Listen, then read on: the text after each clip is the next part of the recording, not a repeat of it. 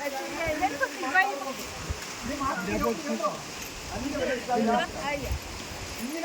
Doctor అని ఎంత గొప్ప ధనవంతులని ఎంత గొప్ప అందగాలైనా చెప్పబోయి వార్తలు తెలుసుకోకుండా చచ్చిపోతే వీటికి చాలా భయంకరమైన పరిస్థితి. ఎంత బతుకు బతికి ఎలా కొంచెం జాగ్రత్తగా వెళ్ళిన మంచి మాట. మనిషి అనగా ఆత్మ శరీరము కలియటనే సంగతి ప్రతి ఒక్కరికి తెలియాలి.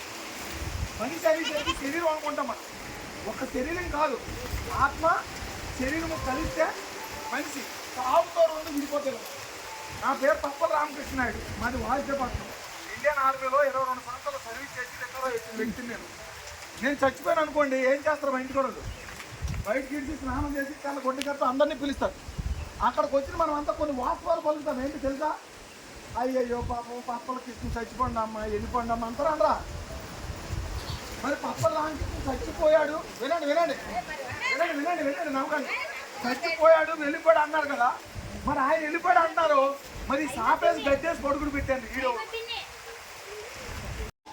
వినండి వినండి మాట్లాడుతుంది. అందుకే దేవుడు ఏమన్నాడంటే ఆత్మయే జీవింపజేయుతున్నది, ఈ శరీరము కేవలం నిష్ప్రయోజనం అనిచాడు. ఎంత నిష్ప్రయోజనము? ఆవు చచ్చిపోయినా కొంటారు, గొర్రె చచ్చిపోయినా కొంటారు, మేక చచ్చిపోయినా కొంటారు, మనం చచ్చిపోతే కొంటారా? కొన్ని ఒట్టించి ఈ శవాన్ని తీసుకుంటా. అంత నిష్ప్రయోజనం. ఇక్కడ మనం అందరం చేస్తున్న తప్పేటంటే, అమ్మ వినండి, ఇక్కడ మన అందరం చేస్తున్న తప్పేటి తెలుసా? కంపు శరీరాన్ని నమ్ముతున్నాము, కంపు శరీరం కోసం బ్రతుకుతున్నాము, కంపు శరీరం కోసం మాట్లాడుకుంటున్నాం. కానీ ఈ కంపు శరీరంలో ఆత్మగా శక్తిగా రామకృష్ణగా నేను ఉన్నానని సంగతి మనం అందరం మర్చిపోతున్నాం. ఇప్పుడు మీకు ఆత్మ శరీరము రెండు వేరని చెప్పాను కదా. ఇప్పుడు అసలు పాయింట్ చెప్పి నేను ముగించేస్తాను. శరీరం ఆత్మతో మాట్లాడుతుంది ప్రతి క్షణం.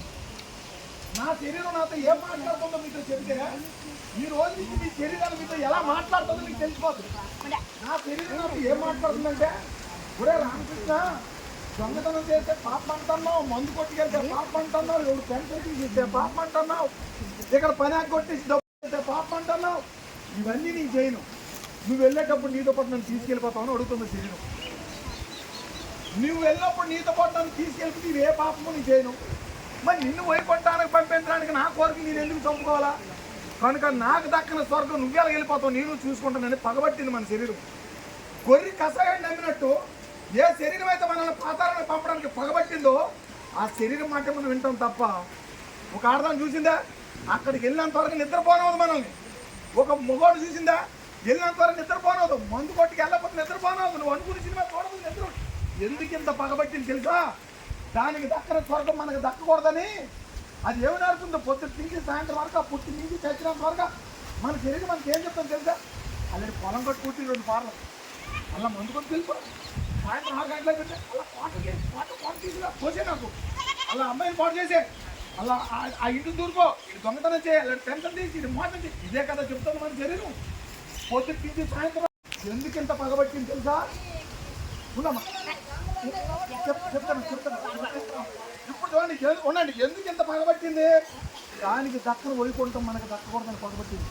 అందుకే అమ్మ వినండి, అందుకే 2000 సంవత్సరాల క్రితం యేసుక్రీస్తు భూమి మీదకి వచ్చి ఏ శరీరాన్ని నమ్మి మన అందరం మోసపోతున్నామో అదే శరీరాన్ని తొడుక్కుని వచ్చాడు ఆయన. మీరందరూ కొరలతో కొట్టండి రా, మీదలు తెగొట్టండి రా, నేను ఒక నిజాన్ని ఈ ప్రపంచానికి చెప్పాలన్నాడు. ఏంటా నిజమో? కొరలతో కొట్టింది ఒక మాట అంటాడు, తండ్రి నేనే తప్పు, వినండి, తండ్రి నేనే తప్పు చేయలేదు, నన్ను కొడతానని అనాల. కానీ అలాగే తండ్రి మీరు ఏమి చేస్తున్నారో మీరు అడుగురు, వీరిని క్షమించన్నాడండి. అంటే అర్థమేంటి?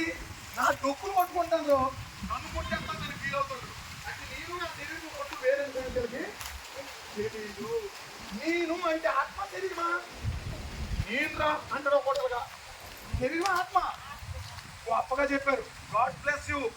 నేను అంటే ఆత్మ, నేను అంటే శరీరం కాదండి. శరీరం అబద్ధం, ఆత్మ నిజం. మనిషి చేస్తాం తప్పేటంటే అబద్ధం. ఇప్పుడు నేను చెప్పిన మాట మీకు నిజం అనిపిస్తే క్రీస్తు సొంత రక్షణ నమ్మండి, మతం అనిపిస్తే మీరు నమ్మకండి.